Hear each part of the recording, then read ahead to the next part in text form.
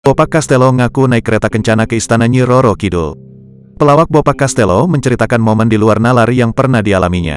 Ia mengaku pernah mengalami mati suri selama 3 hari. Bopak menceritakan pengalamannya di YouTube Khas Kreatif. Pada mulanya, Bopak menjalani nonton layar tancap bersama ayah angkatnya di daerah Parangtritis, Yogyakarta.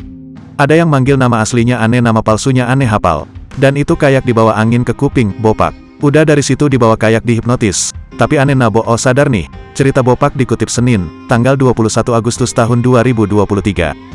Pada saat itu, secara tiba-tiba ada kereta kencana dengan cahaya hijau mengkilap menghampirinya. Bopak memilih menaiki kereta kencana itu, hingga ia dibawa ke pantai Parangtritis. Bopak pun menggambarkan jika Nyi Roro Kidul yang ditemuinya memiliki paras yang cantik, putih dan memiliki mata yang biru. Pada saat itu, Bopak hampir diberikan tongkat emas oleh sosok tersebut. Berusaha tak menerimanya, ia pun beristighfar dan akhirnya kembali ke daratan. Selama kejadian itu, ternyata Bopak mengalami mati suri selama 3 hari. Bahkan ia telah dibacakan Yasin oleh rekannya dan sanak saudaranya.